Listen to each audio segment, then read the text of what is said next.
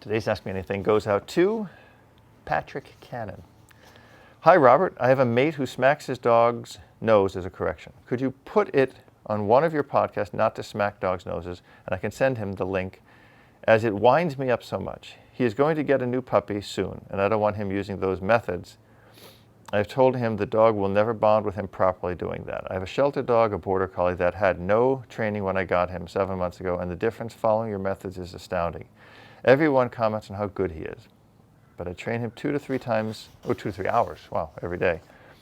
I take him to sheep herding lessons. Also, I teach him agility, which he has taken to like a duck to water.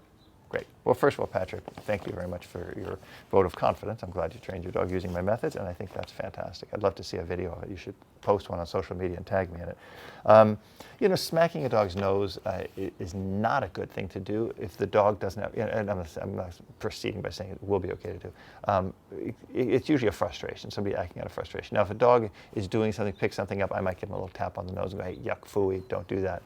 But from what you're saying, obviously, if you followed my lessons and my training, and you see somebody doing something that I wouldn't advocate doing, you're probably right. So what you should tell the dog, first of all, don't smack your dog on the nose. Patrick says, don't smack your dog on the nose, and I say, don't smack your dogs on the nose. More than likely, you're doing this out of a frustration, out of some kind of a way where you don't know any other way to correct the dog, but you need to teach the dog a pop on the leash, a tap on the back, a verbal cue, a marker, or something like that. The reason smacking a dog on the nose is not a good thing to do, make it real simple, make it very cut and dry, is that if the dog sees your hand coming and it hitting him in the nose, he's not going to want to come near you and he's going to shy away from you. And then you have no way to really train the dog.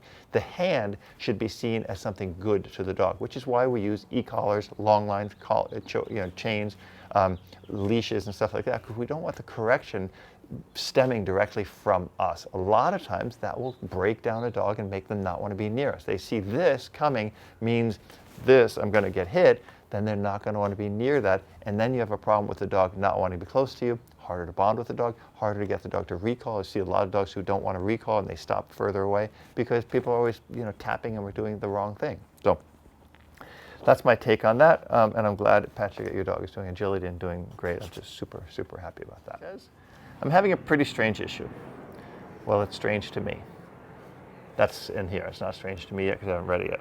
I just purchased a Corgi pup. I've had her for about 2 months now, and she's about 4 months old. Every time I go to pet her, she backs away and bites my hands. I make sure to go down to her level and slowly put my hands down to her so as not to make quick movements. She just backs away or bites at me. Is there a way to correct this? I've been trying to build a relationship with her, and she's very smart, and her training is going well. It's just this one thing that's bothering me. She only lets me pet her on her terms. Not when I want to. Your videos have helped me learn the basics of my training. New pup, thanks for your hard work. You're welcome. Not that strange of an issue. Dog's a little hand shy. I mean, one thing you can do, first and foremost, what I would probably recommend to you do is don't go over her head to pet her. Come from under her head. Go here, and then pet here, and then pet here. Not here, but here, this way, right? Pet this way. That's the first thing.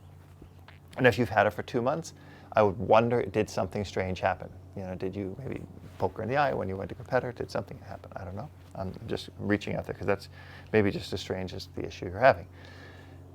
On a flip side, what I would do is if the dog is backing away, I would just get the dog in a place where they're in front of me. I would come from underneath. I'd maybe have some treats in my hand, let the dog eat it. Once the dog eats out of my treats, I'd start petting. Work into it slowly. I mean, it's not a big deal.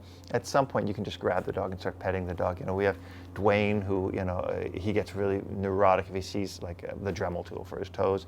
And he was really weird about it in the beginning. And I just grabbed him and I just said, okay, that's fine. And, and I just Dremeled his nails. If you make more out of it than it really is, like if you start going down to her level and sweet talking and coochie and kaaing and doing all these cuckoo things, you're gonna get the dog more suspicious than by just doing it, right? I mean, you've had the dog for 2 months. You've known the dog since it was 8 weeks old. It's just something that's spooking the dog, and it's something that you're gonna have to work through. And it's something you're gonna really wanna work through in this phase here, in this 4 to 6 month phase. just get through it, right? I mean, I don't, is the dog biting you, like tearing your skin off? I don't know, but you're saying, I'm assuming it's puppy biting. Maybe the dog is engaging you. On a completely different note, if the dog is kind of going away from you and biting at your hands, the dog might be trying to engage play.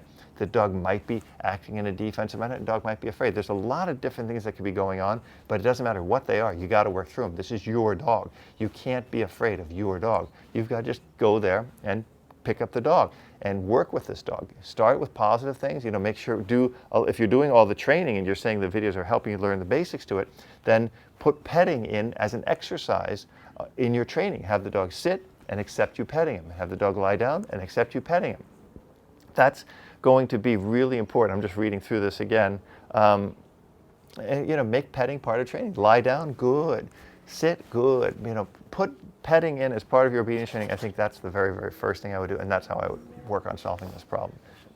The part that confuses me the most about this behavior is we did socialize him as lots of puppies. So this is a response to a video, but you'll figure this out when I read it. I hope I can figure it out when I read it.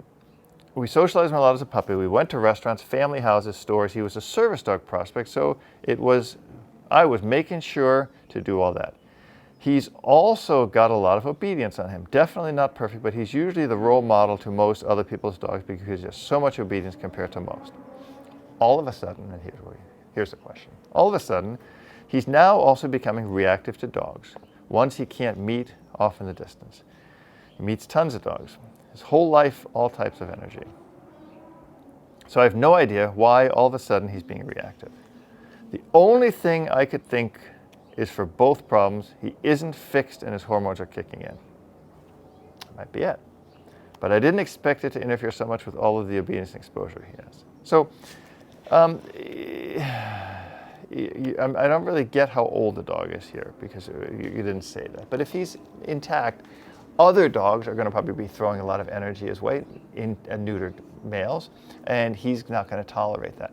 Now, if you have a dog that's intact and he's feeling himself or wants to sow his oats or wants to feel being the testosterone kicking in, you need to be able to control that dog, right? So that's why I always say to people, it's not about being a man or a woman or whatever, it's being able to control the dog and having the physical strength, because that's kind of how dogs communicate, right?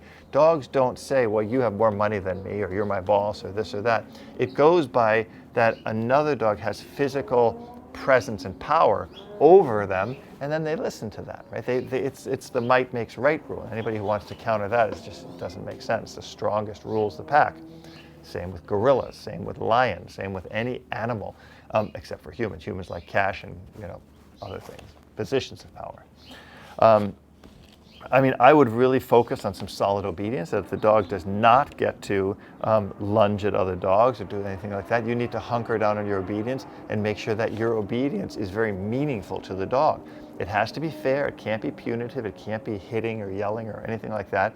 It has to be correction-based, to pop on a leash or corrections like that, walking into another direction, getting the dog to understand that you do control them.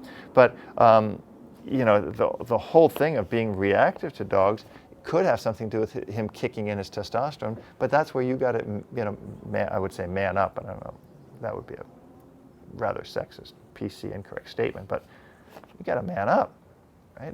Whether you're a man or a woman, you've got to identify as a man for a second here and man up and tell this dog what you want him to do, and that's it. And you need to control that. You can't let the dog get away with that. It's not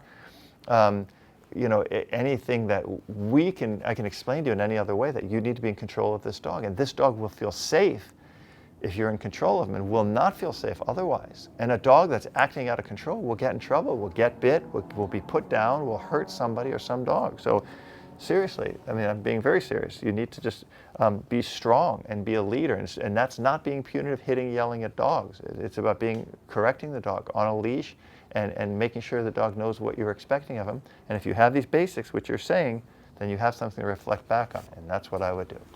If you got a question, ask me anything. Be sure to check out my members only section on robertcabral.com, where tons of members only dog training videos, full-length videos you won't see anywhere else. I think you're really going to love them. And be sure to subscribe to this channel to be updated of any new videos coming out.